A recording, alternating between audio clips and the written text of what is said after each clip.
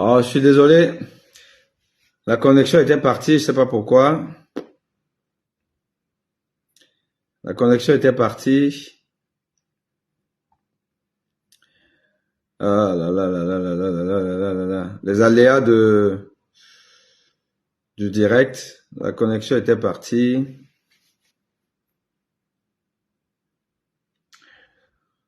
On va essayer peut-être de reprendre, de résumer. J'avais un petit point que je voulais encore aborder avec vous.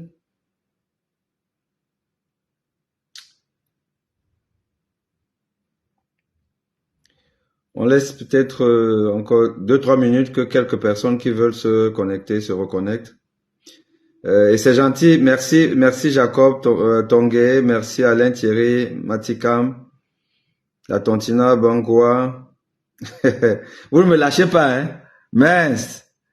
J'ai quand même comme vous savez être sur moi, mince. Hey! La famille Facebook. Vous savez souvent être sur moi, hein? Mais moi, je reste comme ça. Au départ, ça m'énervait. Mais j'ai compris qu'on va faire comment? On va faire comment? Sauf quand les gens débordent un peu, parce que parfois, vous avez certaines personnes, ils vont un peu trop loin dans des insultes trop personnelles, irrespectueuses. Donc là, honnêtement, je bloque. Mais je bloque rarement. Parfois, je dis que dans 2 heures, je te bloque et tout, mais je ne le fais pas. Merci, merci, merci. Si vous estimez que j'ai un peu d'intelligence, ça me va droit au cœur. Mais bon, on fait ce qu'on peut, hein. On essaye d'éduquer, parce que nous-mêmes aussi, on s'éduque, hein. Faut pas croire. Je suis aussi sur les directs, et pas que les directs, les posts des gens, hein, parce que effectivement, c'est comme ça, hein. C'est un échange de connaissances. Non, tu peux pas vendre mes biens d'Edea. Hey, Edea, Diengombe, oh, ça c'est ma ville. Hein? On peut me chasser partout. Pobia peut me chasser partout, mais il peut pas me chasser d'Edea. Dès que j'arrive là au Cameroun, je vais souvent me cacher à Edea. Parce que je sais qu'au moins, là-bas, j'ai mes frères qui vont me défendre. Non, qui aime bien, châtie bien. Hein, Jacob, c'est ça qu'il faut savoir. Qui aime bien, châtie bien. En réalité, aime et tôt, pas forcément ceux qui crient là, et tout dit va, je va, machin, tout et tout. Non, attention. La vie ici, nous réserve beaucoup de surprises. Et parfois, celui qui te dit que tu ne fais pas, tu n'es pas dans le bon chemin, c'est la personne là qui t'aime. Moi, je vous dis ça. Quand je dis là, et tout, un problème psychiatrique et tout, bon, les gens peuvent penser que je suis dans les tout. Non, non.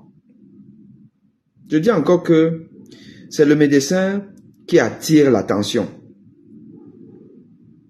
Parce que personne ne le souhaite.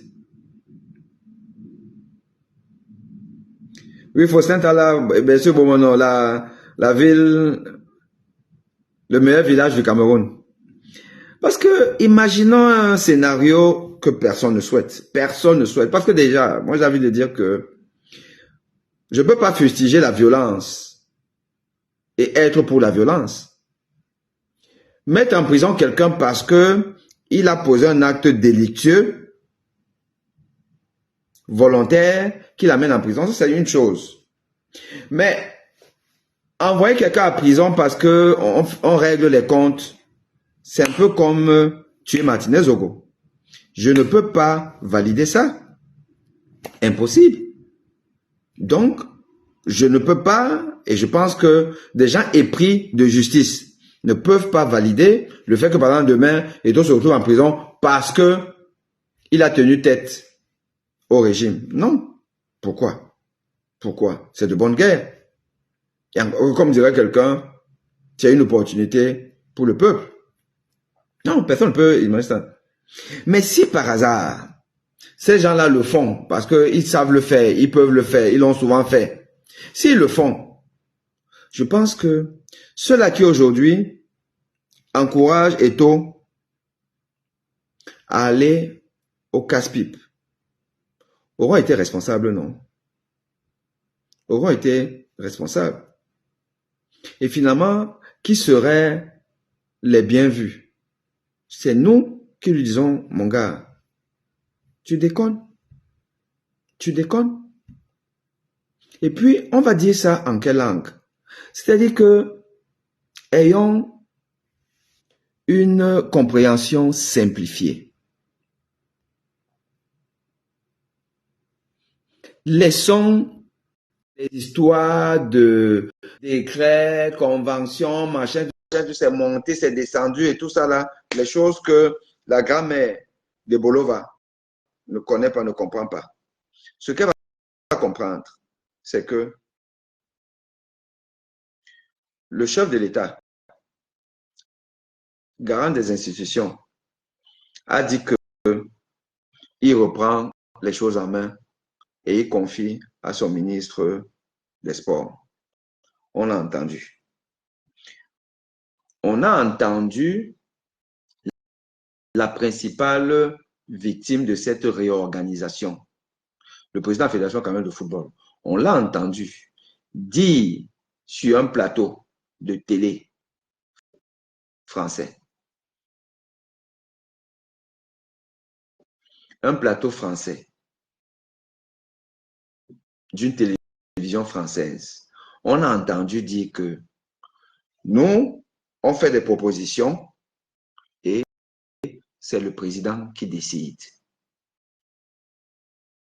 Ce n'est pas dans les écritures de la FIFA, dans le règlement de la FIFA, que le président de la République d'une fédération décide du choix de l'entraîneur. Ce n'est pas là. Mais Eto'o nous a dit que c'est le président de la République qui décide. Il a dit. Et on sait aussi qu'il a les pieds et les mains liés par une convention. Lui n'a pas signé, mais il n'a pas dénoncé ça. Ça aussi, on sait ça. Et le président a donc donné à son ministre la latitude de gérer l'affaire. Et lui l'a géré à la camerounaise. Souvenez-vous de mon thème principal dans le premier live qui a été coupé. Je parle de la violence du peuple camerounais. Et le moustachu a joué au violent. Comme c'est la norme au Cameroun. Il a voulu être violent, il a été violent. En chantant la FECAFOOT dans le processus de nomination du staff. En mettant même les ennemis d'Eto'o au milieu de la gestion de l'équipe nationale de football. C'est un acte violent parce qu'ils ne savent qu'être violents. Parce que Eto'o lui-même a déjà été violent vis-à-vis de lui. Quand le ministre nous annonce sur la CRTV que Conceição va rester parce qu'il est bon entraîneur, machin, truc et tout. Eto'o dit donc, tu racontes les histoires. Tu racontes les histoires. Moi, je veux un entraîneur national. Et j'aime déjà mon entraîneur. L'autre dit non. Quand c'est ça, Olivier, tu racontes les histoires. Et toi, fait quoi? Il prend son téléphone, non? Il appelle ses amis contre qui il lutte maintenant, non? Il dit que, disons, déclenchez les hautes instructions. Déclenchez les hautes instructions. Il y a les hautes instructions, non? Parce qu'il était encore à un moment de grâce. Il a utilisé ça pour ridiculiser le combi. Sauf que le combi, c'est un ancien, c'est un doyen. Il connaît les choses. Il a lu Eto'o depuis que Eto'o, c'est un loser qui n'a jamais rien fait de bon dans sa vie, en dehors de bien jouer au football. En dehors de bien jouer au football, Eto'o n'a jamais rien réussi dans sa vie.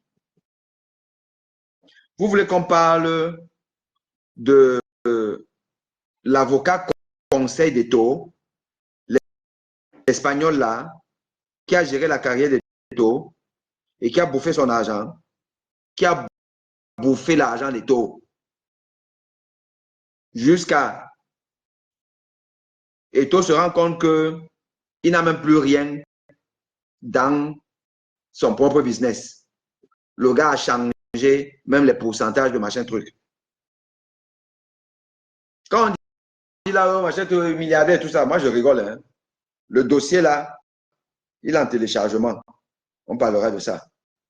Donc voilà quelqu'un qui a fait des mauvais placements de son argent à gauche, à droite, qui s'est fait spolier par quelqu'un à qui il a fait confiance, alors qu'il devait être alerté. Parce que c'est dans les années 80, un peu 90, que certains footballeurs un peu de nez dans le guidon, qui ne savent pas trop, se sont fait spolier par leurs agents, leurs hommes de confiance et tout ça là. Mais il devrait être alerté. Il s'est fait donc gruger. Et on ne connaît pas ici dehors une entreprise, quelque chose de flamboyant d'Eto'o. Or, il a palpé des milliards. Son passage à Kashkala, vous voulez qu'on parle de ça? Vous voulez que je vous parle du passage d'Eto'o à Kashkala, qui à l'époque là, il était le footballeur le mieux payé du monde. Vous voulez que je vous parle de comment son argent a été géré et où c'est parti? Vous voulez qu'on parle de ça? Local gars, hein? Local gars. Parce que quand vous amenez déjà votre gourou à Eto'o-Di, si Eto'o-Di va être dirigé comme il dirige la FECAFOOT, comme il a dirigé les Lions Indomptables du temps où il était capitaine, si c'est comme ça là, vous allez nous trouver, hein? On va vous boxer. On va vous boxer. On va pas vous laisser faire. Dans le pays de qui? Pourquoi le pays là c'est pour vous? Le pays de qui? Vous venez nous faire les villageois. Hey, toi, président, hey, toi, machin, truc là. Le pays de qui? Le pays d'Aimé Boni. Je suis parti à l'école. J'ai souffert là jusqu'à en Russie là. J'étais moi avec ma petite, ma chérie russe, Olga. On était dans le métro là, comme ça là. Le jour aux amoureux là, parce que quand je partais à Paris, je voyais comment les noirs et les blanches, je vois un noir même, il gifle même n'importe qui là, parce qu'il avait que sa petite blanche et tout. Il voulait amener ça en Russie, le métro. À un moment donné, je me suis seulement retrouvé sur le plancher du métro. Perte de connaissance. Quand je me réveille, ma chérie est en train de pleurer partout, insulter les gens, machin et raciste. Un skinhead, c'est comment on les appelait. Les jeunes là, racistes, un noir avec une blanche. Mais tu as fait comment? Tu as fait comment? Ça ne peut pas passer dans leur esprit. Mais tu as souffert. Un bon coup. Bon coup. Tu as souffert donc. Moi, si là, quand les gens s'amusent, comme mes collègues de l'université de Douala là, on me dit que la première agrégée de cardiologie femme du Cameroun. Pour ça, quand même, féliciter. Je vais monter sur elle, vous-même, vous allez sûrement comprendre. Des fausses personnes comme ça là, des vendus qui ne peuvent pas respecter des gens comme moi. Quand même, féliciter, ça a été mon étudiante. J'étais enseignant cardiologue. Cardiologue à l'hôpital général de Douala. Elle a fait sa médecine au Bénin, après elle est partie à faire sa spécialité en Côte d'Ivoire. Elle rentre là, je lui apprends à faire les échographies. C'était mon étudiante. Elle se fait recruter. Nous, on est déjà là-bas dessus. Je suis le plus ancien des enseignants de cardiologie de la faculté de médecine de Douala. Le premier recruté.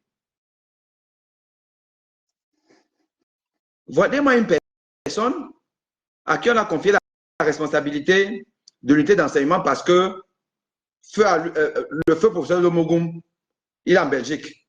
Professeur Bonny, je suis à Paris, mais on fait des va-et-vient. On est présent, on est actif, on fait des enseignements et tout. Mais on lui donne la responsabilité de gérer le truc là.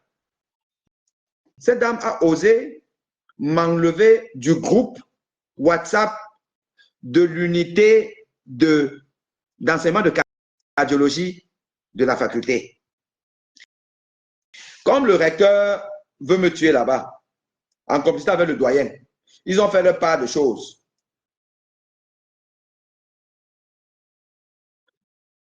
Et elle se permet de m'enlever du groupe. C'est que ma famille nucléaire à la faculté, parce que chaque enseignant est dans une faculté, enfin dans une unité d'enseignement particulière. Je suis le patron, le doyen de cette unité d'enseignement. Et l'université, c'est un peu comme les militaires. On respecte déjà le droit d'aînesse et le grade. Je suis le plus ancien, premier recruté, plus âgé, plus gradé. Et cette gamine-là que j'ai formée vient faire ça. Ce n'est pas la violence. Quand je vous ai dit que nous sommes un peuple où chacun à son niveau veut écraser l'autre quand il trouve l'occasion. Et comme elle a trouvé que je suis donc le moins cher, Femme Ndongo appuie sur mon cou là-bas. Magloire doit recteur appuie sa part sur le cou. Le doyen Ngoé appuie sa part sur mon cou. Voilà aussi un enfant qui vient aussi, elle dit qu'elle vient aussi appuyer sa part sur mon cou là. Ça va être très sportif. Parce que moi, si là, les épreuves que j'ai déjà traversées, mais je suis encore là, debout, parce que je suis un enfant de Dieu.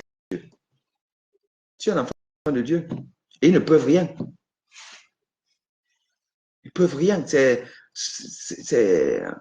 rien. Femme Ndongo avait bloqué mon argent de prime de recherche parce que je parle beaucoup. Il a bloqué, ça l'a bloqué quand je suis parti au tribunal. Il est venu me donner sa back. Il est venu me donner sa back. Des millions, hein? Pas que des millions. Parce que quand tu parles, on essaie de t'essorer à gauche, à droite. Sauf que leur malchance, c'est que je ne compte pas sur leur miette là pour vivre. Mais c'est mon argent. Ce n'est pas l'argent, c'est mon argent. J'ai demandé ça plusieurs fois. Les gars, ils faisaient le malheur avec son argentier d'Avangué. Il faut la mafia parce que quand ils servent un enseignant comme ça là, ils savent que les gars sont peureux, machin, ils vont laisser, tu vas abandonner. Et après, vous pensez que l'argent rentre dans les caisses de l'État. Non, ils mangent ça. C'est des bandits. Quand vous ouvrez là, ils vous remboursent. Mais quand vous n'ouvrez pas... Quand j'ai monté au tribunal administratif, ça a commencé déjà à évoluer là-bas. Ils vont m'appeler là. Et en plus, donner ça en liquide. Hein. Il veut pas, non, parce qu'il ne faut pas prendre le temps quand il va compter comme ça là. Voilà. Même Philolin qui aujourd'hui me manque de respect. Philolin il m'accompagne là, je lui donne sa petite part là. Et tout ça parce que on se dit que nous sommes tous des combattants. Bon, s'il n'a pas, il faut aider et tout. Mais là, il me manque de respect. Tout ça, c'est la violence. Je vous dis que le peuple là, c'est un peuple de violents. Un gamin comme Philolin que j'ai soutenu dans plein de trucs. Il me manque de respect dans les forats où ils amènent le tribalisme des étones dans le forat. Et quand tu parles et tout ça, on vient, on te bloque. Je vous dis, peuple camerounais, il faut exorciser ce pays-là. Vous ne pouvez compter sur personne. Même les gens qui semblent être dans le combat, eux-mêmes être dans la souffrance, ils sont eux-mêmes violents, essaient de violenter d'autres. Je dis encore que Fridolin K, un enfant que j'ai soutenu pendant des années, quand il vous dit là que Baïbek lui donnait les machins, trucs là, Baïbek et moi, nous avons soutenu Fridolin K. Parce que nous tous embastillés, lui, il n'a pas de salaire, moi-même, je suis dans mes difficultés, mais ce n'était pas une histoire de ça. Même quand ils avaient confisqué mon argent, mais bon, je suis médecin, Baybec médecin, donc de toute façon, on peut quand même travailler et gagner de l'argent autrement que par le salaire de l'enseignant. Mais, philosophe de son état, il va faire comment? Donc, on l'a soutenu. Et je l'ai beaucoup soutenu. Pour les histoires de tribal, parce que c'est un tribaliste, il vient me sortir comme ça, il me manque de respect, il me sort de Sephora. Ce n'est pas la violence, c'est la violence. Il n'y a que des violents au Cameroun. Vous prenez dans toutes les couches sociales, quels que soient les partis, tout le monde est violent. Dès que tu parles de Camto, c'est-à-dire que les Camto, ils peuvent seulement te tuer. Tu ne peux pas dire que non, vraiment là, ce n'est pas bon, il faut machin, tout là. Ils veulent seulement te tuer. Tu prends Cabral, on va seulement te tuer. Tu prends ce pays-là, et c'est la théorie que je vous ai développée au départ. C'est-à-dire que M. Paul Biya, il a étudié ce pays en étant premier ministre là, en faisant son petit truc là. Les gens le giflaient. Aïssim Vondo, les machins là, le giflaient. Il était là calme et tout ça là. Aïdjo a vu que, bon, je donne le pouvoir au type ça. Comme il y a même un genre là. Donc moi-même, comme je démissionne, alors que je n'ai pas envie de démissionner, parce que c'est Mitterrand qui a voulu faire partie Aïdjo. Parce que Mitterrand gardait dans Aïdjo. Il a voulu faire partie. De là, il a ses médecins là, donc, dites-lui qu'il a un cancer là, que ça va le finir là rapidement. Donc, il faut qu'il se repose. Donc, il se retrouve en train de devoir partir, mais sans vouloir partir. Donc, il va rester président du parti UNC, l'autre président de la République. Et comme c'est l'UNC, c'est un parti unique. C'est le parti qui dirige, c'est qui va continuer à diriger. Mais il faut donc mettre une marionnette, un type là qu'on le gifle n'importe comment, il ne dit rien. Voilà comment. Vous, les jeunes, la quête née, là, il faut comprendre l'histoire de ce pays. Hein. C'est Aïdjo qui nous a foutu dans la merde. Donc, il est là-bas, mais sauf que il n'a pas réalisé que, en fait, la Constitution, c'est la Constitution. Et que le président de la République, s'il le sait, il peut tout récupérer. Et avec l'onction du satanique Mitterrand, on a dit à Aïdjo que, mais attends, c'est toi qui as le pouvoir. Comment tu fais que dans les cérémonies, tu viens avant, lui vient après? Non! Comment tu as inversé les choses? Aïdjo commence à dire encore, mais dans la fête, il est en train de m'échapper. Il pique une colère.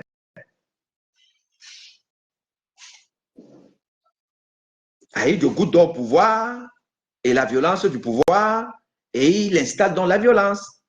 Cette violence avec laquelle vous êtes né, là, aujourd'hui, un Camerounais, tu le vois là, il est violent. Tout le monde est violent. Sur les réseaux, on est violent. Tout le monde, même les gens qui disent qu'ils combattent les violents, eux-mêmes sont violents.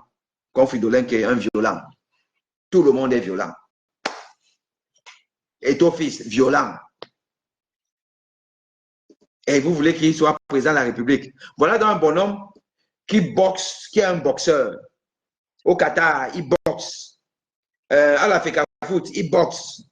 Il boxe partout au président de la République. Et le peuple, les moutons là, les moutons, vous voyez que Aïto, machin, truc là. Moi, je fais comment même pour changer de nationalité. Et ne même plus regarder les histoires du Cameroun. C'est-à-dire que je me coupe du Cameroun parce que votre pays là et vous-même, vous donnez l'AVC. Mais, Prof Boni, oui, je t'écoute. Je voudrais faire une petite parenthèse par rapport à cet aspect de violence là, en fait, de ce que nous sommes aujourd'hui. Moi, je ne pense pas que nous sommes comme ça de façon naturelle. Avant, nous étions des gens très bien. Donc, c'est à partir de 1982, mais je pense que c'est surtout aidé par le fait aussi que, enfin, c'est mon opinion, je ne sais pas si ça peut. Moi, je pense que le fait que la France avait la main mise sur notre pays, parce que quand un pays contrôle votre monnaie, il contrôle toutes vos banques, il contrôle toutes les transactions, comment on dit ça? Le résultat est que le régime qui est en place connaît la situation de tous les Camerounais au centime près. Donc, quand vous parlez de Fridolin K tout à l'heure, etc., il n'y a pas que Fridolin. Je vous dis, dans ce pays-ci, quand vous voyez même un activiste là, vous sentez qu'il peut monter en puissance, mais vous avez peur d'aller avec lui parce que vous vous dites, mais est-ce que quand on va le serrer un peu là, il ne va pas lâcher. Donc, vous êtes obligé, je vous dis, tous les Camerounais, les professeurs, même vous et tout ça, même si vous gagnez votre argent autrement, vous avez des comptes en banque. Eux, ils connaissent, ils savent d'où viennent, ils savent vos sources d'argent. Ils savent quand est-ce que vous êtes en difficulté, quand est-ce qu'on va le saisir par la culotte pour lui faire avaler des couleuvres et tout. Donc, c'est ainsi que je vous dis, moi, je n'ai jamais compris comment Cabral Libby se retrouvait aux États-Unis après les élections de 2018. Alors que c'était le moment, le fait était chaud. Il fallait le battre à ce moment-là. Pas forcément pour renverser le régime. Oui. On aurait pu avoir des concessions. On aurait pu... Une élection ne peut pas se passer comme ça, comme si c'était un jeu blanc. On devait tirer les conséquences immédiatement. Mais toutes les forces qu'il fallait, Matomba, Cabral Libby et tout, ils ne se sont pas joints aux autres. Même Akere Mouna, il a décroché à un moment donné. Donc, alors que ce sont des gens intouchables. Est-ce qu'on peut dire que M. Akere Mouna est, comment dire, qu'il est dans des besoins d'argent? On ne peut pas dire ça, mais on voit très bien que quelque part, ils sont saisis. Parce que l'aspect, il y a une macro, comment dire, il y a comment on appelle cet animal qui a les tentacules partout là? Donc, il y a une pieuvre là. Une pieuvre.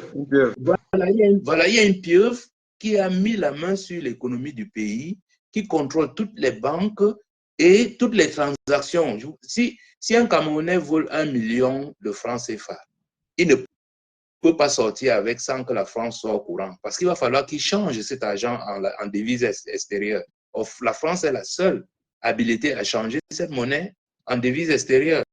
Donc, d'une façon ou d'une autre, elle saura ce qui s'est passé. Donc, du coup, je crois que nous sommes devenus aujourd'hui, pour moi, ce n'est pas un accident. Ça a été vraiment un façonnage. Et c'est pour ça que je vous dis, la façon dont nous regardons la mort aujourd'hui m'inquiète sérieusement. Comment un enfant, parce qu'il a volé un téléphone portable, on lui met 3 roues sur le corps, on l'enflamme, on brûle, les gens rient. Je reste comme ça, je dis, mais c'est pas possible. Est-ce que... parfois, je pense qu'il va devenir fou. Comment on peut brûler un enfant parce qu'il a volé un téléphone portable? Et pas n'importe comment. On lui met, on prend 2-3 roues, on lui met ça sur le corps et on enflamme. Mais ce n'est pas comment dire, c'est pas la façon de se tortiller du pauvre garçon qui me terrorise. C'est l'attitude des Camerounais autour. J'ai dit, mais c'est pas possible. Même un animal, on a du mal à voir un animal torturé comme ça.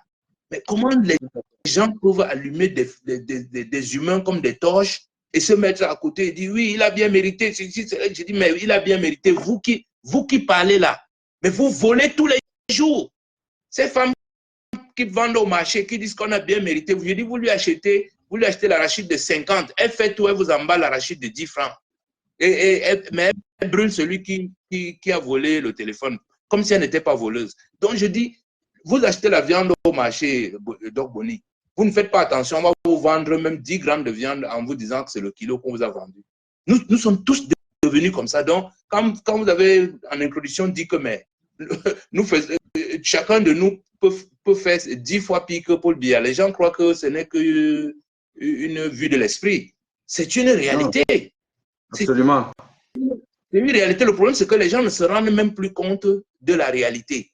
Donc, vous avez ces boulangers-là, ils vous font du pain, mais vous achetez le pain, c'est comme une éponge. C'est-à-dire que le pain, il est tout gros, mais à peine vous l'avez coupé, il est fini. Mais je dis, mais ouais, le pain que j'ai acheté, on dit non, c'est toi qui as mangé. Je dis non, c'est pas vrai. On me dit que mais si c'est pas toi qui as mangé, tu étais la seule. C'est un gros pain comme ça, mais il n'y a rien dedans. Or, pour faire en sorte que le pain soit si gonflé, les produits qu'ils utilisent sont des produits interdits. Donc, résultat, vous voyez tout le travail que vous avez eu pendant tout le séjour que vous avez eu ici au Cameroun. Nous sommes tous malades. Nous mangeons mal parce que les gens veulent gagner de la... Tout le monde est devenu voleur. Mais pourquoi aller brûler ce petit garçon? Mais amenez-le au commissariat, faites ceci. On nous dit, quand on amène au commissariat, les policiers les relâchent et tout. Donc, bref, voilà où nous sommes. Donc, c'est pour ça, moi, je pense que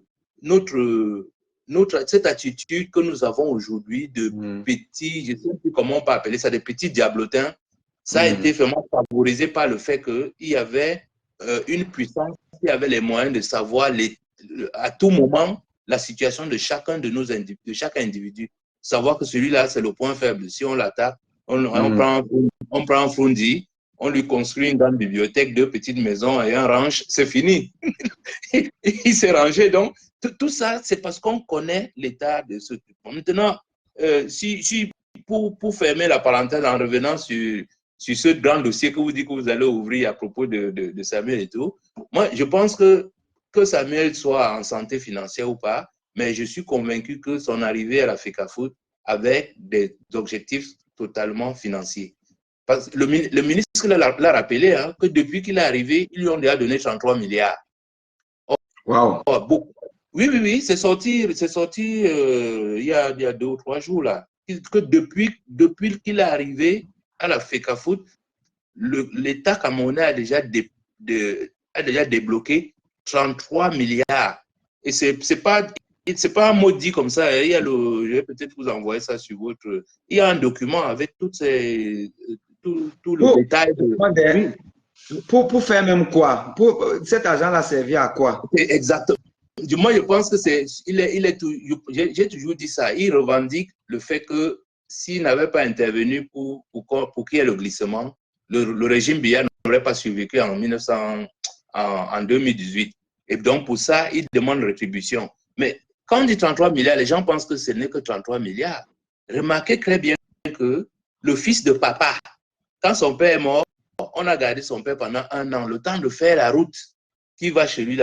Vous pouvez évaluer combien ça coûte la route, ça c'est ce qu'on lui a donné. Et il a construit une résidence là-bas. Donc pendant qu'elle a fait FECAFOOT, les stades qu'il nous a promis, il n'a pas construit. Même les meubles, même le siège de la FECAFOOT, il a laissé tout ça, mais il est parti construire une somptueuse résidence là-bas pour enterrer son papa. Et son autre papa a décoré l'autre papa de médailles et tout. Je vous dis qu'ils savent qu'ils doivent beaucoup à ce fils du Cameroun. Mais la question c'est, ils estiment peut-être qu'on lui a déjà assez donné et qu'ils ne veulent plus donner un seul rond de plus. C'est pour ça qu'ils ne veulent même pas qu'un de ces gars vienne mettre le nez dans l'équipe. Donc, si moi je te suis bien, voilà comment je fais un peu l'analyse de la perspicacité de M. Eto'o dans son combat fratricide contre un pouvoir broyeur qui est effectivement un moulinex. Comment peut-on expliquer que Eto'o, avec donc certainement des griefs qu'on pourrait lui reprocher, argent, gestion, parce qu'on sait tous que bon, quand tu gères beaucoup d'argent, forcément, tu peux commettre une erreur quelque part, même d'inattention, mais bon, ce serait de bonne guerre qu'on te prenne sur ça. Comment se fait-il qu'il fait quand même ce que personne n'a jamais osé faire encore en 2 ans de règne de Paul Biya? Si ce n'est qu'il les tient quelque part, si ce n'est qu'il et il sait effectivement que ces gens-là lui doivent beaucoup, parce que quand tu m'expliques l'histoire de l'argent qu'on lui a donné, la route qu'on a construite, la maison qu'on a construite là-bas, 1 an de morgue et tout ça, bon, peut-être qu'effectivement, il sait que si jamais il s'en prenne en lui, c'est-à-dire qu'en lui privant par exemple de liberté, mais sauf qu'on ne va pas le priver de la possibilité de dire certaines choses. Et que là, il va dire, bon, ça gâte, et j'ai des choses à dire, et qui va le dire. Est-ce que c'est ça? Est-ce que c'est simplement donc finalement un jeu? Mais ça m'étonnera que jusqu'à un certain moment, j'avais même fait un post sur ça, enfin un direct, où je me disais que non, là, c'est un jeu pour nous détourner. Et tout fait ça volontairement parce qu'on lui a dit, bon, fais ça, comme ça, on les occupe à ne pas penser à Elecam, machin, truc et tout ça. Bon, mais ça va tellement loin.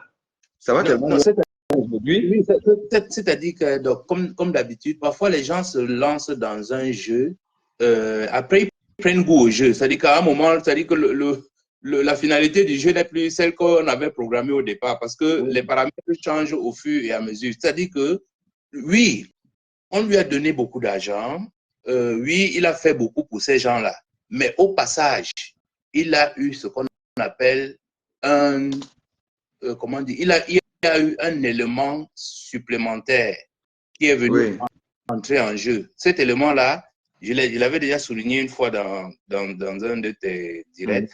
C'est-à-dire que dans l'opération du glissement,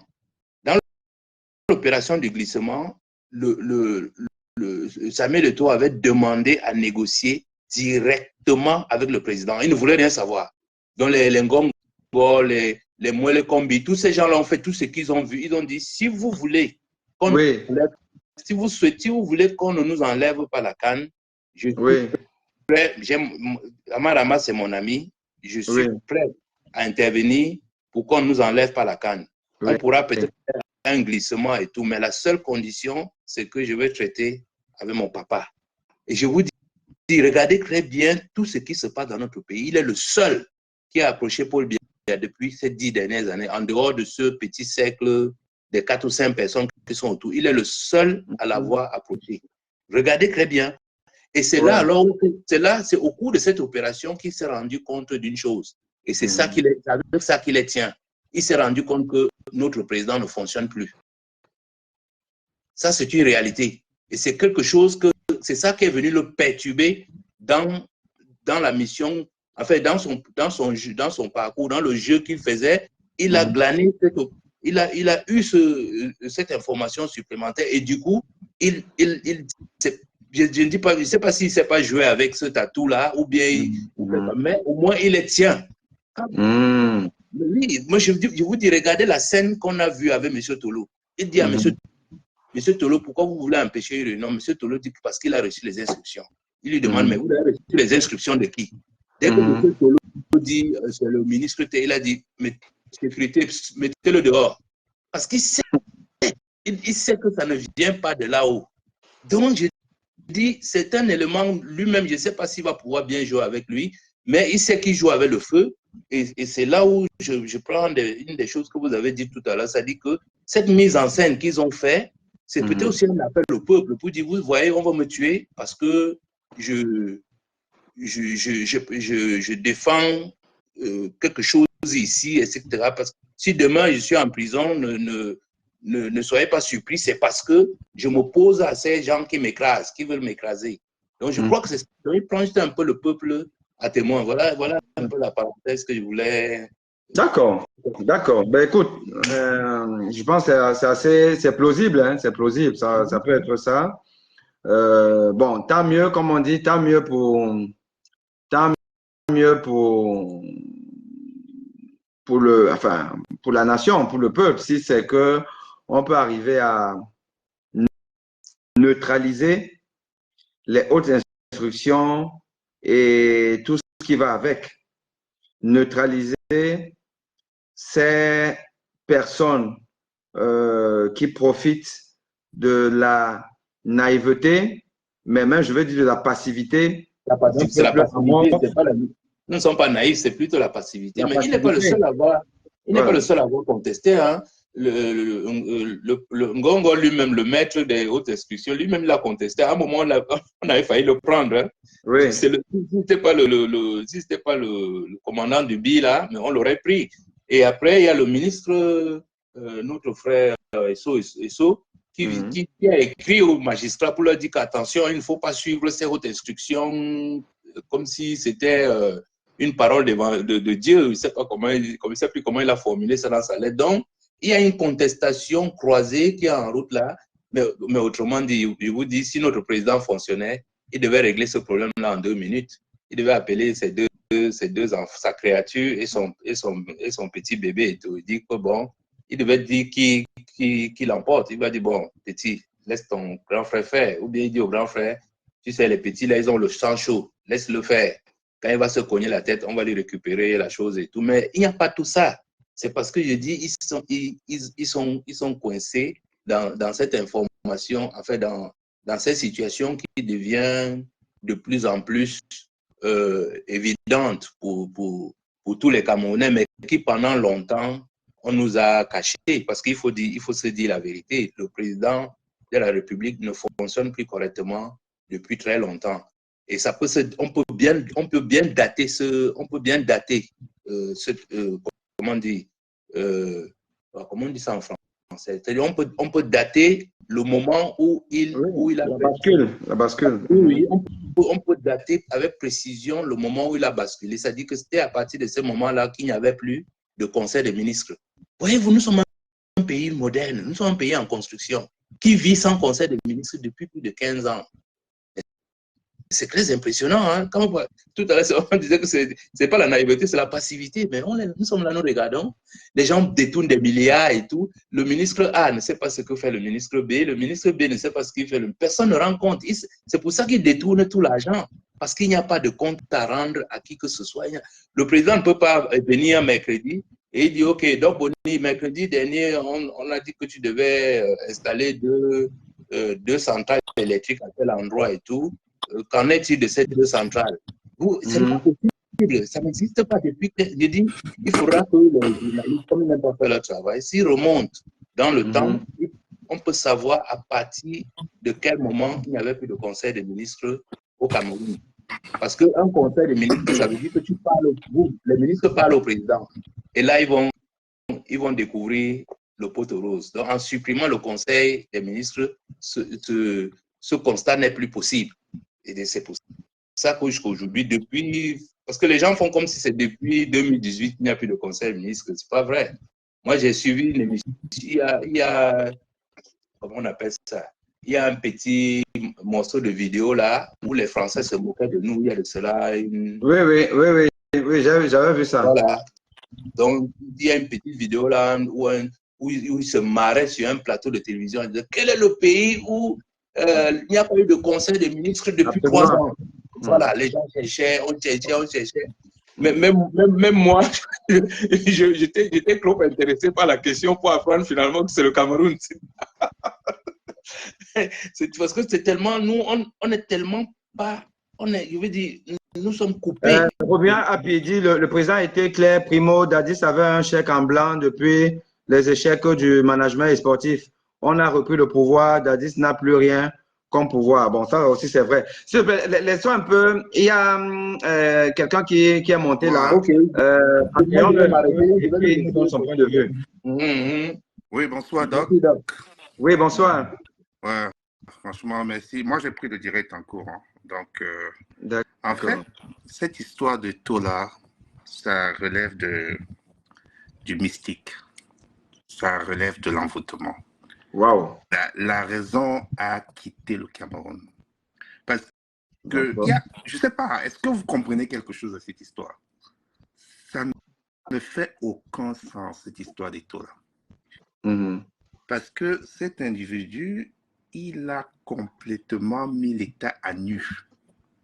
Complètement mis l'État du Cameroun à nu. On a l'impression que cet État n'est pas gouverné. Mais qui parle de ce là? Il n'y a personne à la tête de cet État. Donc pour moi, il y a une dimension mystique dans cette histoire-là. C'est-à-dire que le peuple camerounais est compris dans une sorte d'envoûtement.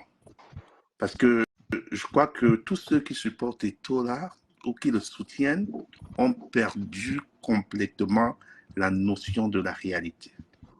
D'accord. La notion de la mesure.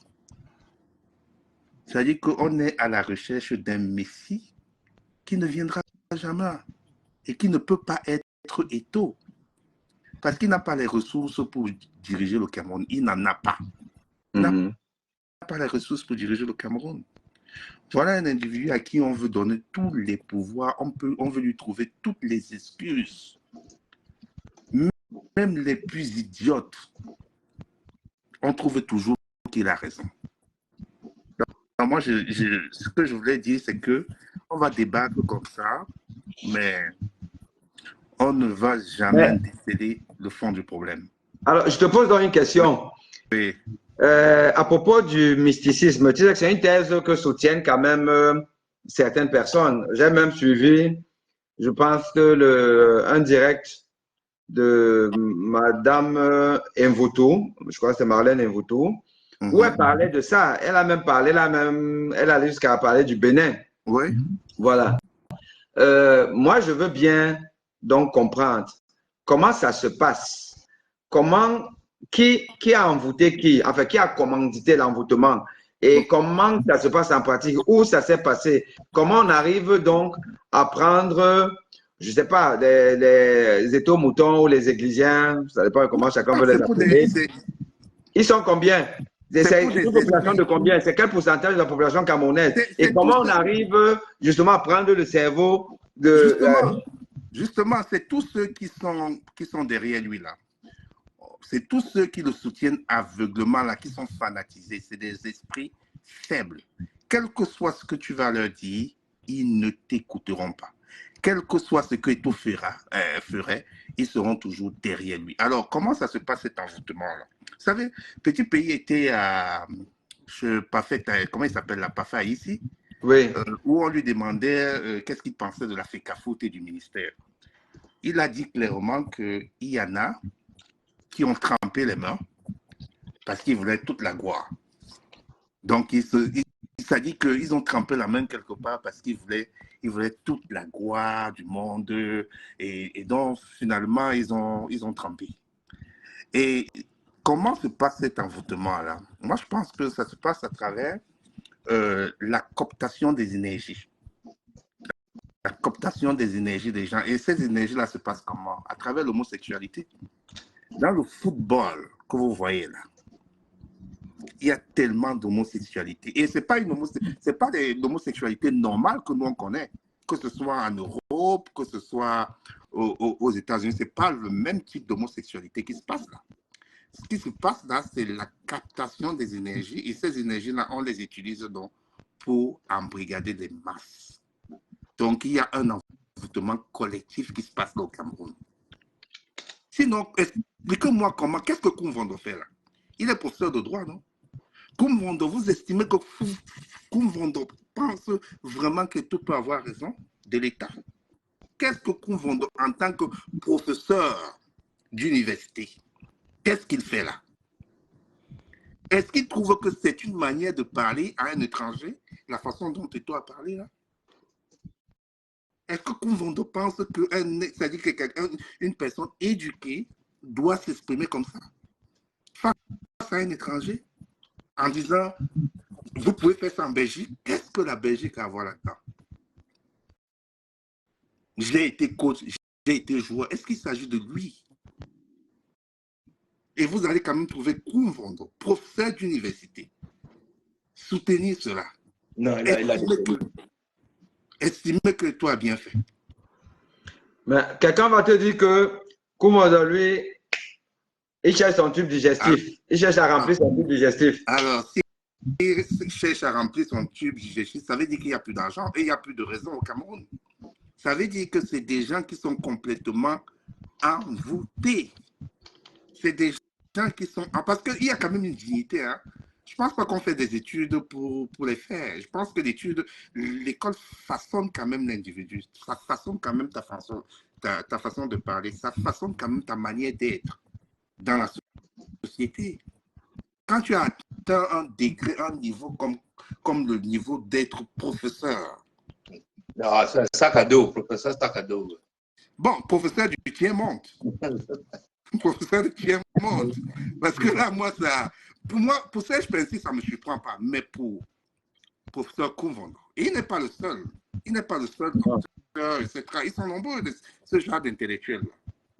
Ouais. Ils sont nombreux. Comment vous pouvez m'expliquer ça? Moi, ça dit, c'est un truc qui, à un moment donné, donc, qu'est-ce que je fais? Je n'écoute plus les débats. Ça dit, parce que ça me fait mal à la tête. Je n'arrive plus à écouter parce que j'ai mal à la tête. Parce que tu vas voir un professeur agrégé, quelqu'un qui vient là, il soutient complètement. Il te dit qu'il a raison, mais tu dis, mais on est dans quel monde là? Le truc, c'est que Ngongo est fragilisé. Ngongo, c'est parce que Ngongo n'a plus le pouvoir qu'il avait avant. Il est fragilisé. Avec cette histoire de Martinez Zogo, tout tourne autour de lui là maintenant. Là. Donc ça fait qu'il est fragilisé. Il ne peut plus, il n'a plus, comment je vais dire, il n'a plus cette puissance-là qu'il avait avant là. Donc il ne peut plus agir facilement là. Sinon on aurait dit en sécu l'Afrique foot. Ouais. Il n'a plus ce pouvoir-là. Il n'en a plus. Il est fragilisé. Tout le truc de Martinez Zogo, tout mène à lui. Il n'a plus ce pouvoir. Tout ce que ces gars-là cherchent maintenant, c'est comment faire tomber Eto'o sans créer des dégâts. C'est comment le piéger, comment le faire tomber sans qu'il ne crée des gros dégâts, sans que la population ne se soulève. C'est ça, c'est ce qui les motive là maintenant. Mais non, quand même pour faire tomber Eto'o, c'est très facile. Il n'a fait des dégâts. Comment? Dis-moi. Comment? Ça fait 2 mois que ça dure. Un État ne peut pas gérer, ne peut pas régler un problème de coach. 2 mois? Non, je dis, mon frère, dis-moi comment on va le faire tomber. Non, c'est pour ça que Doc Bonny disait qu'il les tient quelque part. Parce que sinon, c'est un Espagnol, donc on peut le faire tomber facilement, ça c'est rien. Il y a le truc de One All Sport là. Tout le monde attend le contrat. On n'a pas vu le contrat. Non, les gars tiennent compte de ceux qui sont derrière lui. Hein. Les gars tiennent compte de la population. Les gars tiennent compte de ces Non. Oublie la population. Oublie la population. Pour moi, laisse. Là, tu as gâté. Il ne connaît pas les Camerounais. Hein. On peut t'arrêter, on va mettre là-bas. Il passe à côté, il ne sait même pas que tu es là. Justifier. Expliquez-moi alors pourquoi la FECAFOOT n'est pas encerclée depuis ce que Eto'o a fait hier là. Pourquoi la FECAFOOT n'est pas encerclée? Non, c'est pour ça que je pense aussi, c'est mon analyse, je pense que Eto'o jouit de 2 atouts. 1, le pouvoir lui doit beaucoup. Parce que cette histoire de la CAN là, effectivement, quand on fait la rétrospective de ça, quand ils sont même sur le perron du palais, il appelle le peuple à voter pour Paul Biya. Après avoir donc négocié à l'intérieur qu'on n'enlève pas à Paul Biya la honte, enfin, quand il sauve Obiya de la honte de sa vie, ben, c'est une dette quand même sérieuse. Et vous pensez que Paul Biya tient compte de ce genre de dette-là? Non, je t'ai dit. Il y a des gens qui ont fait plus que lui. Son médecin. Comment il s'appelle son médecin là? Son médecin qui allait en prison là. Tu te vois. Il a fait plus que tout. Non, mais attends. Tu dis bien que Paul Biya, mais on te dit de l'autre côté qu'il n'existe plus. Ouais, donc c'est les autres qui sont encore là et qui veulent être là et qui ont tout intérêt à ce qu'il y ait le statu quo. Qu'on pense que Paul Biya est même encore là alors qu'il n'est plus là. Parce que c'est ça qui n'a aucune légitimité que derrière Paul Biya. Et que cela, tu crois que l'histoire même de la CAN là, c'est Paul Biya même qui gérait ça. Il est encore là dedans. On dit qu'il n'est plus là. Non, il n'est plus. Logiquement, il n'est plus. Donc, c'est pour te dire qu'en réalité, Eto'o a sauvé et les Ngongo et les machins trucs là pour la CAN là. Eto'o les a sauvés. On sait que c'est eux qui ont bouffé l'argent de la CAN. Eto'o les a sauvés. Donc, Eto'o sait que là, s'il ouvre son ventre, on aura le A1 de tout. Et donc, ces gars-là, donc, ils vont quand même, c'est compliqué pour eux de l'arrêter. Et ensuite, ils savent que arrêter, regarde quand on a arrêté Kamto, soyons sérieux.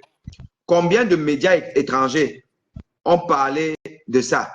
Combien de médias étrangers, combien de gens à l'étranger connaissent Kamto? Soyons sérieux. Non, pas assez, hein, pas assez.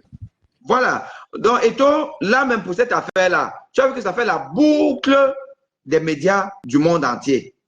Donc, Ngongo, qui n'est rien du tout, il n'est que derrière Paul Biya. Il sait que s'il prend Eto'o, on saura tous que Paul Biya même, peut-être même que c'est même son sosie qu'on voit là, on dit qu'il a parlé. Peut-être que Eto'o c'est ça. Et donc, les Ngongo savent que là alors, leur petit pouvoir qu'ils ont là va être mis à nu parce qu'ils ne représentent rien. Donc, ça fait qu'effectivement, Eto'o surjoue sur ça. C'est possible. C'est possible. Non. La conclusion, c'est qu'il n'y a plus d'État au Cameroun. Il n'y a plus, c'est des clans, c'est des clans qui gèrent maintenant. Mais mon frère, voilà, mon frère, te dit que depuis 15 ans, il n'y a pas de conseil de ministres au Cameroun. Tu peux gérer un pays sans conseil de ministres. Parce que les ministres n'existent pas, ça c'est normal. Voilà, en Afrique, on peut bien gérer un pays sans conseil de ministres. Les ministres servent à quoi? Ils n'existent pas. Non, c'est pas bon, c'est vrai que c'est... Même Paul Biya lui avait dit qu'il n'y avait que 2 ou 3 ministres à qui il a donné le pouvoir. Les autres ne sont pas des ministres. Il avait dit ça. C'est qu'il y a des choses qui se chevauchent dans cette histoire-là. C'est-à-dire qu'un pays normal, dans un pays comme le Ghana, le Nigeria, en fait, les pays anglophones là, ils ne peuvent pas gérer le pays sans ministre. Mais les pays francophones qui sont dans le franc CFA là, on peut gérer puisque ce n'est pas eux qui gèrent. Il y a le compte d'opération, c'est là-bas où tout se décide et tout. Ils n'ont pas besoin de ministre. D'ailleurs, ils font une réunion tous les ans. Ils font une réunion 2 fois par an en France, où le ministre des Finances, les ministres des Finances de la France invitent les ministres des Finances des pays africains francophones. C'est là où tout se décide. Donc, tous les autres là, je vous dis, depuis 15 ans, il n'y a pas de conseil de ministres au Cameroun. Donc, dis-nous un peu, qu'est-ce que tu penses? Tu penses que cette histoire-là va finir comment? Parce que nous sommes là, le 8, là, il y aura match, mais tu penses que cette histoire, parce qu'aujourd'hui, ils ont eu réunion, mais il n'y a aucune visibilité, on ne sait pas exactement, c'est-à-dire que rien n'est clair. Tu penses que cette histoire-là va finir comment? Parce que, franchement, moi, j'ai même mal à la tête. Je pense que malin qui pourrait, de manière certaine, dire comment est-ce que cette histoire va finir. Au moins, ce qu'on sait, c'est que l'histoire va mal finir. Ça, au moins, c'est une certitude. Parce que si au départ, on se dit que bon, voilà, ils vont finir par... il y a eu les premiers échanges épistolaires et tout, mais bon, quand même, finalement... Et que quand on a vu, je pense, hein, moi, c'est mon analyse, quand on a vu Eto'o, revenu au Cameroun, puis certains disaient que, oh, il a un exil, il ne peut plus revenir, mandat d'amener, tout ça, machin, truc et tout. Quand on l'a vu revenir, et on l'a vu aller rejoindre sa famille. Le clando là. Voilà. Aller rejoindre sa famille, mais en tant que clando. Parce que normalement, il avait sa place au Shabbat. Mais il a voulu, parce que c'est quand même Eto'o, il a voulu aller là-bas. Quand on a vu ça, j'étais persuadé qu'ils se sont parlé, que bon, voilà, finalement, ils vont s'arranger. Oh, après ça, on voit que les scuds continuent à sortir. Les tomahawks sont lancés. Le Hamas contre Israël, c'est chaud. Bon, donc, c'est que ça va aller jusqu'au bout. Et l'apogée, c'était donc hier, où ça aurait même pu arriver aux mains. Oui, donc c'était physique. C'est la guerre comme à la guerre. À la guerre comme à la guerre. Et donc, dans la guerre comme à la guerre, qu'est-ce qui se passe? Il se passe que l'État, par le biais du ministre ou des ministres, ont affecté 2 membres du staff d'Eto'o à perpète. Question de le fragiliser.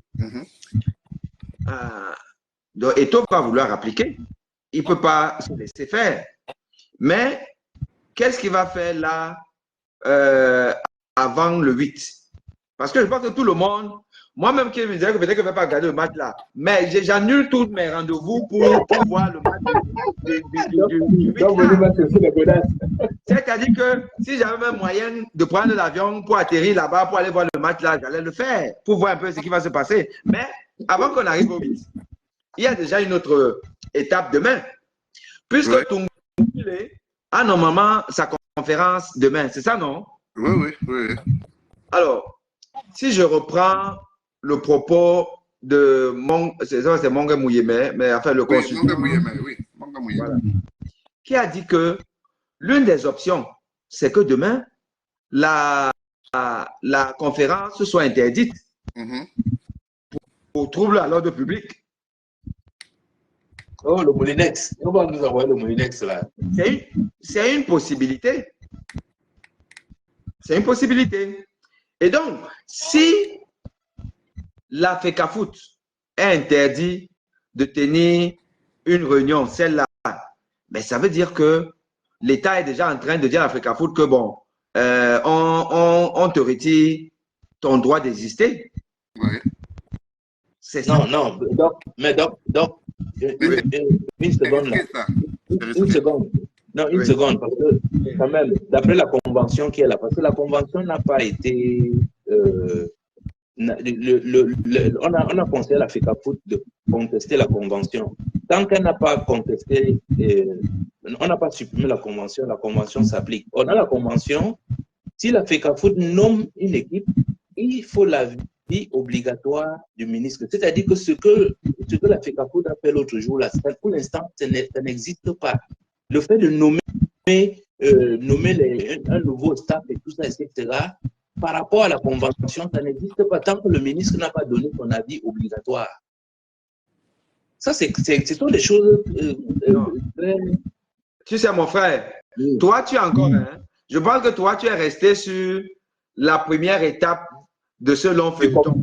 Du combat. Alors que là, maintenant, c'est les canons qui parlent. Ouais, on n'est plus aux histoires de que le décret, la convention. En plus, de toute façon, c'est inaudible. Personne ne regarde même plus ça. C'est un peu comme tu crois que le Hamas et Israël, ils sont encore dans les histoires que, bon, oui. Non, maintenant, c'est que chacun tire seulement. Mais maintenant, c'est le rapport à la force, non? C'est le rapport de force. C'est ça. C'est un rapport de force. Sauf que Eto'o a la communication directe avec la FIFA. Quelle sera donc la position de la FIFA dans tout ce désordre-là? Bon, à propos de la FIFA, je tiens d'abord à te rappeler que la FIFA avait déjà été interrogée sur la question et pas Eto'o. La FIFA a dit à Eto'o, tu es toi-même responsable de tes propres turpitudes. Tu a laissé prospérer une convention qui n'est pas bonne. Donc, on va négocier.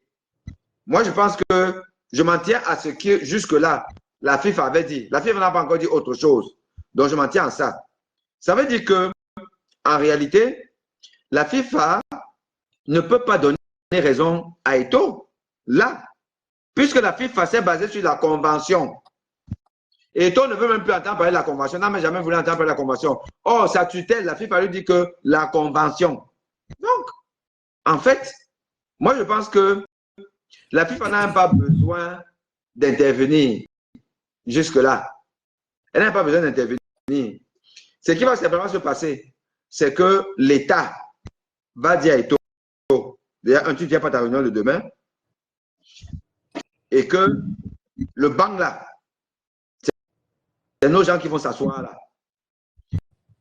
Mais comme Eto'o, il est têtu, il va venir avec, je ne sais pas, je crois qu'il faut qu'il aille prendre des kamikazes qui ne sont pas fonctionnaires. Donc, ils n'ont pas peur qu'on les envoie quelque part. Mais faites attention, si l'État est vraiment acculé, et on sait que tous ces gens-là veulent rester en 2025, donc, il faut qu'ils sauvent leur haute instruction. Ils doivent sauver leur haute instruction. C'est leur haute instruction qui va leur permettre que le Moulinex nous envoie ces gens en 2025, qu'on a gagné. Si vous tentez, on a gagné. Nous, on a gagné. C'est dans quel camp? Moulinex est dans quel camp? Parce que c'est des camps maintenant. Moulinex est dans quel camp? Dis donc, toi aussi. Tu ne veux pas de quel camp? Mais il y a le camp de Vondoayono, il y a le camp de... Non, laisse tout ça. Laisse tout ça là. Il n'y a qu'un seul camp. Il y a le camp des gens qui mangent et ceux qui ne mangent pas. Et toi, tu crois que Eto'o fait tout ça là sans que quelqu'un ne lui dise de ne pas lâcher? Tu crois qu'il fait ça de son propre chef? Non, moi je pense qu'au départ, on lui disait que, dis donc, il n'y a rien, fonce. Mais que Ces gens-là même qui lui disaient ça, aujourd'hui sont même dépassés et ils se rendent compte qu'en réalité, ils risquent tous de perdre. Pourquoi? Parce que s'il n'y a pas haute instruction, alors que tous ont toujours parlé de haute instruction, tous. La différence, c'est que Eto'o n'est pas au gouvernement. Donc, Eto'o n'a jamais pas de haute instruction, il n'est pas au gouvernement. Mais tous sont là-bas parce que c'est les fabriques de Paul Biya. Si on dit donc qu'il n'y a pas de haute instruction, tu penses que même les Eto'o moutons qui sont là, qui disent Eto'o vient au pouvoir, tu crois qu'ils vont accepter que Eto'o arrive au pouvoir et qu'ils gardent les Vondayolo, les machins, tout ça là? Ça ne va pas. Donc, ils ont réalisé que, mais la fête là nous a échappé. Le gars là, il est devenu incontrôlable. Donc, solidarité gouvernementale. J'ai vu cette solidarité aujourd'hui avec le ministère de l'Enseignement supérieur, là, lorsqu'il a mis à disposition le gars qu'on a affecté à Ousamouloundou, là, etc. Oui. Parce qu'il était à l'université. Donc, oui. le ministre lui a dit, OK, je veux le mec. C'est ça. C'est de ça qu'il s'agit. Donc, en réalité, ce qui va se passer, c'est que c'est le scénario probable pour demain. C'est qu'on dise à Eto'o, tu ne peux pas tenir ta réunion. Et que on attend maintenant le 8 là. Quand les gars d'Eto'o vont vouloir venir entrer, qui s'assoient au banc de touche, on dit trouble à l'ordre public. On les prend.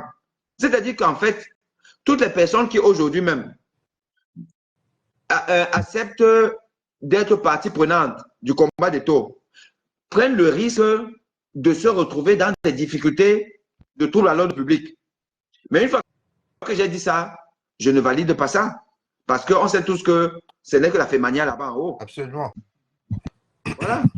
Mais sauf que, et au cas où on va le laisser faire, alors, si on le laisse faire, s'il tient sa réunion, Togo Pelé fait sa liste, si on le laisse faire tout ça, oui. Qu'est-ce qui va se passer après? Parce que c'est possible aussi qu'on le laisse faire. Ok, si on le laisse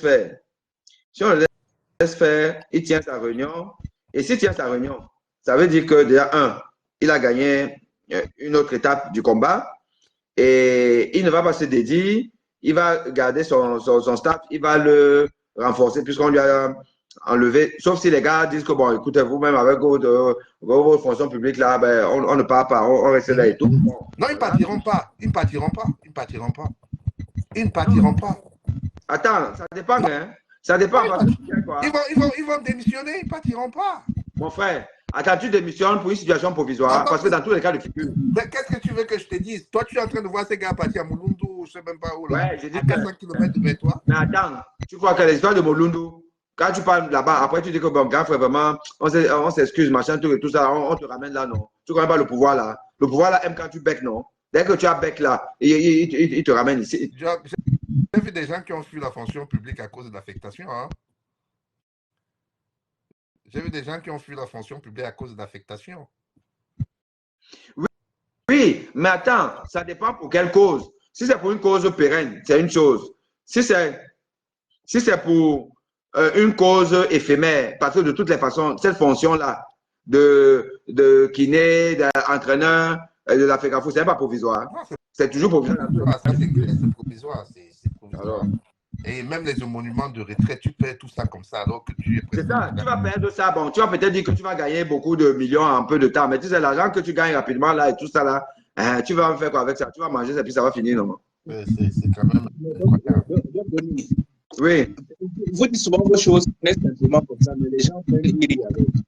Je dis, vous venez de ressouligner, comme vous dites, il n'y a que deux camps.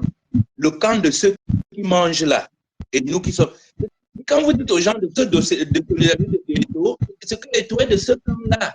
Il s'est battu, il s'est battu pour aller rester avec eux. Il connaît son camp. Tous ceux qui prennent le risque là maintenant, là, comme ils ne vous écoutent pas, à vouloir à jouer, à faire comme s'ils vont te donner Eto'o, ils vont te retrouver en prison et te grade au prochain mettre dans la tribune avec eux. Donc, quand vous parlez comme ça, les gens ne comprennent toujours pas. Les petits entraîneurs qu'on nomme là, les petits gars, ils sautent là, ils vivotent là. quand on va les tenir par le pantalon, leur pied ne va pas toucher le sol. On va leur dire, enlevez vos chaussures, comme on avait fait à Ernest Obama. On va leur dire, enlevez vos chaussures là, allez, vous marchez, vous partez là. Mais, Benoît, c'est ça que je voulais préciser ça parce que. non, bien sûr. Benoît, effectivement, il nous dit que Messanga Yamding avait été en Gandéré. Non, Oui. c'est le pouvoir fouettard du Cameroun, le pouvoir violent. On sait comment il marche. On sait comment ça marche ici. Voilà, c'est ça. Et donc, ils ne vont pas vouloir. Tu crois que là, actuellement, mais les coups de fil passent entre eux, entre Atangadji, Famendongo, Laurent Esso, comment ça s'appelle là, Mouele Kombi. Là, c'est la solidarité parce qu'ils savent qu'ils sont morts, qu'on a compris qu'ils nous fait depuis. Ce n'est que la fémania. Ça, ils savent ça. Ils savent ça. Vous mettez la première dame dans tout ça maintenant, puisque. C'est la maman de l'autre, mon frère. Elle s'est quand même dans le relais, hein. Alors, ça, tu as posé une bonne question. Et j'ai même pensé que je vais faire un post sur la question de le rôle de Chantal Biya dans l'affaire Fecafoot Mincep. Quel est le rôle de Chantal Biya? Chantal Biya, qui, d'après ce qu'on nous dit, est la maman d'Eto. Oui. Voilà. Et quand je dis maman, c'est-à-dire qu'elle a de bonnes relations avec ce monsieur, elle l'aime bien, elle est, on va dire, son soutien dans cette famille, cette grande famille des en haut d'en haut, les Tangas Nord. Nous sommes les Tangas Sud. Bon. Donc, et que c'est peut-être elle, par le biais de son frère du village, Baboké, qui lui a dit au départ que bon, vas-y, il n'y a rien. Le papa, il dort. Papa dort, il n'a rien dit. Vas-y. Bon, c'est possible. Mais ma théorie est que elle-même aujourd'hui, elle doit être dépassée parce que elle n'a pas mesuré la portée de l'acte posé. Si c'est elle, vraiment le soutien de son fils, elle n'a pas mesuré la portée. Pourquoi? Parce que, quoi qu'on dise, le principal adversaire de Samuel Eto'o fils aujourd'hui, ce n'est pas le bossu. On sait que c'est le punkiste. C'est le punkiste qui est son principal adversaire. Or, le punkiste est punkiste parce que la maman d'Eto'o a voulu qu'il soit punkiste. On connaît l'histoire. C'est elle qui a fait de ce monsieur l'homme fort du gouvernement ou du moins de l'État camerounais. Et avec même cette délégation permanente de signature. Vous pensez que l'épouse d'un chef d'État n'a pas voix de chapitre sur les décisions prises par son mari et que quand son mari donnait une délégation permanente de signature à Ngongo, c'était par rapport à quoi? Sur quelle base? Et qu'elle n'a pas validé ça, elle a validé ça. Elle a adoubé ça. Parce que ça l'arrange elle-même d'être la vraie présidente du Cameroun sous le couvert de Ngongo qui a reçu la délégation permanente de pouvoir. Donc là où je n'arrive pas à comprendre moi cette histoire, c'est que c'est elle qui a donné la délégation de pouvoir à Ngongo. Mais en fait, derrière, c'est elle qui pilote. Mais en même temps, son fils conteste cette délégation de pouvoir, de haute instruction. Bon, elle est dans quoi dans tout ça là? À quel jeu elle joue? Elle est dans quel camp? En sachant que de toutes les façons, comme j'ai dit tantôt, tous sont finalement du même bord. Mais tu sais que dans une famille, même dans une famille de papa et maman, vous avez par exemple 6 enfants, 7 enfants. Il y a toujours des enfants qui sont proches des uns et pas des autres. Et parfois, ils peuvent se former donc deux clans. C'est ce qui se passe là avec les créatures de Paul Biya. C'est qu'il y a 2 clans, mais qui appartiennent à la même famille. Mais quand maintenant le danger arrive et que l'ennemi le peuple, hein, parce que nous sommes leurs ennemis. Ils nous considèrent comme des ennemis. La preuve, c'est qu'ils vont nous transformer en condiments.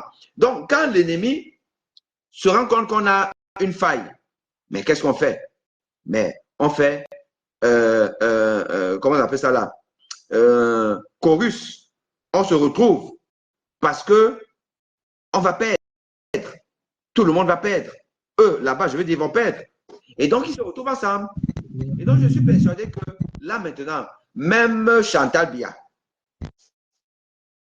elle se sent en danger. Parce que s'il n'y a pas haute instruction, il n'y a pas première dame.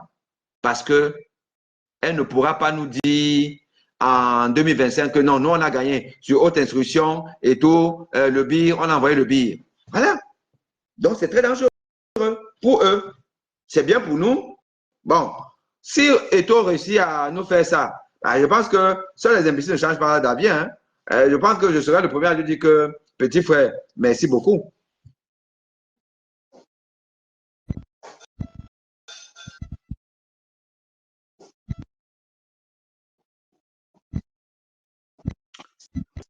OK. Chers amis, Mais moi, je dirais plutôt par rapport à la maman.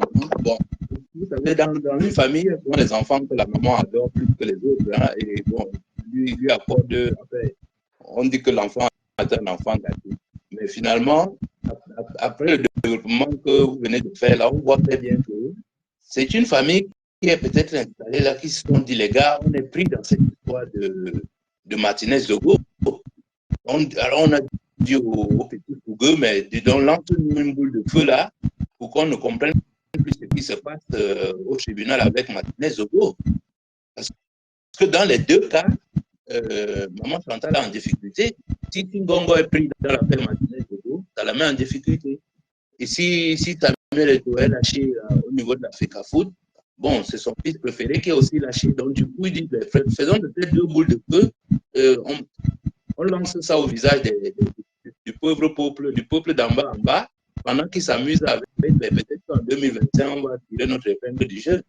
Donc, c'est vraiment une hypothèse que je penserais, auquel j'accorde un peu de crédit, compte tenu du fait que ce sont les gens de la même bande. S'il y avait un qui était vraiment du peuple, on pouvait dire que oui, là, il y a une opposition, mais ils sont entre eux. Mais pourquoi ils se mettent à se déchirer entre eux? Ils sont en train de cacher quelque chose. Ils veulent cacher quelque chose. Et ça, le temps nous le dira. Comme on dit la vérité, on a beau faire, vous avez beau la manipuler n'importe comment, un beau jour, ça finit par poindre son nez. Hein. Donc, pour dire que j'ai une petite question là. Oui. Mais est-ce que notre équipe peut aller jouer un match sans entraîneur? Comment ça se passe concrètement? Que le fait qu'il y a le fait qu'on n'arrive pas à s'entendre sur une équipe, parce que j'ai discuté avec un petit spécialiste qui m'a dit si Samuel Eto'o ne donne pas sa liste à la FIFA, en fait, c'est la liste FIFA qui vient sur le terrain. Or, la liste FIFA, c'est Samuel Eto'o qui doit la valider. Donc, s'il ne valide pas la liste, va donner le ministre, ça veut dire que nous n'aurons la FIFA n'aura pas comment on dit ça? La FIFA n'aura pas une liste des encadreurs camerounais. Est-ce qu'une équipe peut participer à une compétition internationale sans le personnel technique? Je ne sais pas comment vous appelez ça en sport. Sans le personnel d'encadrement technique, je veux dire les entraîneurs et tout ce qui va avec. Parce que je vous dis actuellement, l'équipe que le ministre a donnée, si Samuel ne valide pas sa parole, c'est lui qui a le code pour passer ça à la FIFA. S'il ne valide pas, ça veut dire qu'il n'y a pas d'équipe technique à la FIFA. Et lui non plus. Ouais, le problème.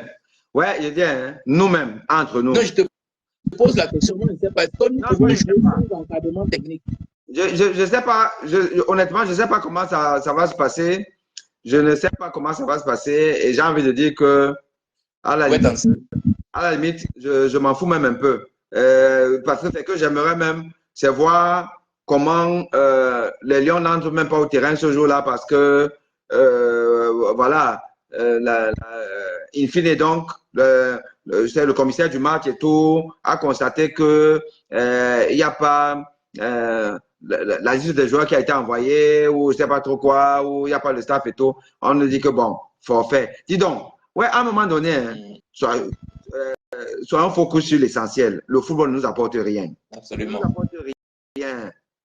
Quand on discute même là, et moi je passe quand même, bon, ici à Paris, il est 1h11, ben, je suis là, c'est pas pour le foot en tant que tel, c'est pour sensibiliser un peu à mon niveau, le peuple, que, bon, écoutez, les gars, soyons plus violents, soyons tolérants, soutenons ceux qui veulent faire avancer les choses, soyons conscients de ce que on est mal dirigé, que c'est des bandits, voilà, et allons nous inscrire aux listes électorales, allons voter, soutenons, voilà, ne nous accommodons pas de la forfaiture, des poubelles, des lestages, de tout ce qui est mauvais.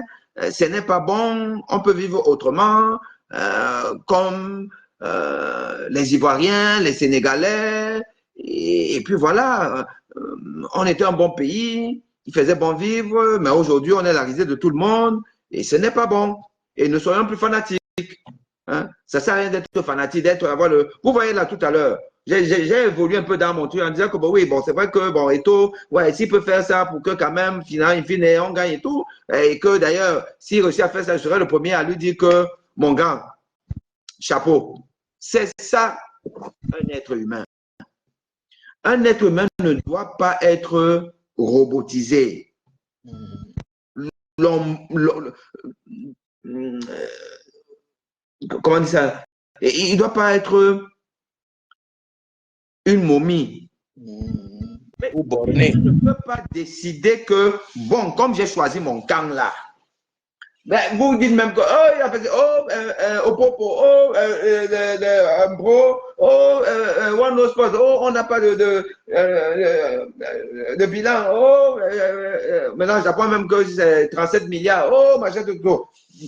Quel que soit le truc là, tu es seulement là que, oh, il dit je vais seulement, il dit va, je vais, il dit va, je vais. Mais le problème c'est que, quand il va arriver là où tu veux qu'il arrive, et il va te dire, va. Tu va sans savoir même que la direction qu'il t'a donnée là, c'est pour aller tomber dans un précipice. Mais je ne comprends pas comment l'être humain camerounais est. Mais réfléchissons un peu. Avoir des doutes. Le doute, d'après, j'aime que c'était Socrate ou Descartes. Le doute. Mais il doit être méthodique. C'est une chose, c'est que je ne sais rien. Je pense donc je suis. C'est-à-dire que je me remets en question. Ouais, il est méthodique, le doute. Il ne s'agit pas de douter pour douter. Mais tu vois des gens, c'est-à-dire que depuis le début jusqu'à la fin, ils sont seulement là. Ah, c'est lui, oh. Ah, non, on est là-haut. Mais réfléchis un peu. Mais moi, je reste convaincu que le gars là n'a pas les ressources pour pouvoir gérer les gens. Il sera le pire dictateur que l'histoire aura eu. C'est-à-dire qu'il n'a pas les ressources. C'est-à-dire, non. Lui là, non. Il n'a pas ces ressources-là. Et il est. Non, il ne pourra même pas protéger Chantal Biya. Parce que tout va tourner autour de lui. Il ne pourra pas. Il ne pourra même pas la protéger. Donc, lui là, on va le sacrifier. D'une manière ou d'une autre, il sera sacrifié. Parce qu'il représente un danger pour eux là, actuellement. Là. Il sera absolument sacrifié. Ça peut durer comme ça peut durer là. On va attendre jusqu'au 8 parce que même demain là, je suis sûr que rien ne va se passer demain. Rien ne va se passer. On va le laisser faire sa conférence, tout ce qu'il fait, faire sa liste et tout. Rien ne va passer. On va le laisser faire tout ça. C'est le 8 qu'on attend. Le dénouement, c'est le 8. Le dénouement de cette histoire-là, c'est le 8. Les gars là, j'ai l'impression qu'ils sont en train de jouer avec nos cerveaux. Ils sont en train de jouer avec nous. C'est-à-dire qu'ils nous gardent en haleine, mais peut-être qu'ils sont en train de faire des choses en bas, parce que je ne peux pas comprendre comment ils peuvent laisser perdurer ce cinéma. Une histoire de coach pendant des mois pour un pays, une histoire de coach pendant un mois. Moi, je pense qu'ils sont en train de jouer avec nous. L'État. Mais bienvenue dans la campagne électorale du RDPC. Ouais, ils sont en train de jouer avec nous. Ils vont frapper le 8. Le 8, ils vont frapper. Ils laissent encore la galerie. Ils sont en train de faire des trucs en bas là. Mais le 8, ils vont frapper. Le dénouement de cette histoire, c'est le 8. Ça ne peut pas être demain. Ça ne peut. Regarde, ce qui s'est passé aujourd'hui au ministère là, il n'y a rien qui s'est passé. On ne sait même pas. Jusqu'à aujourd'hui, on n'a aucune visibilité. Hein. Il n'y a pas. Si tu nous dis... Qu'est-ce qu'ils ont fait au ministère là? Ils n'ont rien fait. Les mêmes staffs sont là.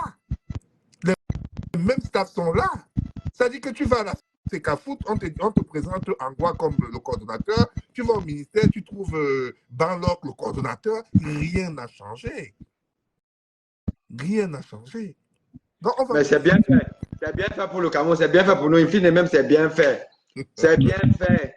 C'est-à-dire que le Cameroun n'a jamais touché le fond. Non, même non, la non, on est au fond.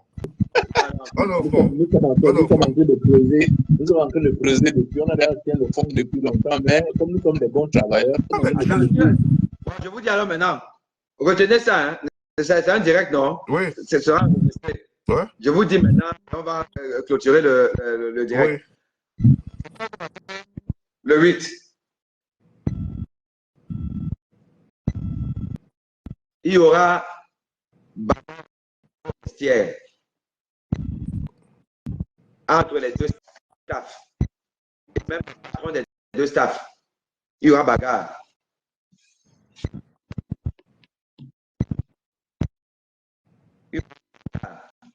Chaque fois, c'est toi qui t'assieds là. L'autre dit que non, c'est toi.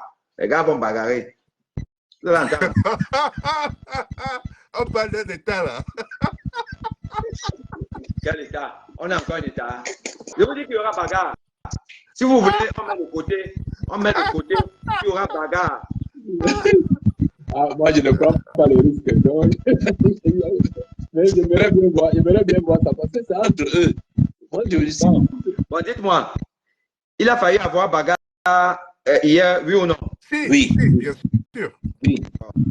Est-ce que, soyons sérieux, avant la journée d'hier, si on avait dit un Camerounais, on avait présenté pendant le film d'hier là, mais avant, on disait que bon, ça va se passer un jour entre nous. Il y a 2 semaines, quand les échanges ont commencé là, quelqu'un pouvait s'imaginer qu'on va arriver à ce stade-ci? Non, non, mais pas cru.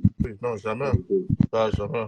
Donc, c'est pour ça que j'ai dit que pour ton pari, là, je ne prends pas le risque. Ouais, non, bien, mais bon, mets la moitié. Moi, je mets tout à l'heure, tu mets la moitié. Non, regarde. Donc, tu peux pas m'avoir, je ne mets pas. Ça peut arriver, ça c'est possible. Ok, merci beaucoup donc pour bonne nuit. Merci à tout le monde. Merci pour avoir tenu, bon, parce que ça a quand même fait, c'est un 2 direct qu'on a fait là, et qui a duré quand même au total plus de 3 heures. Donc, je vous remercie.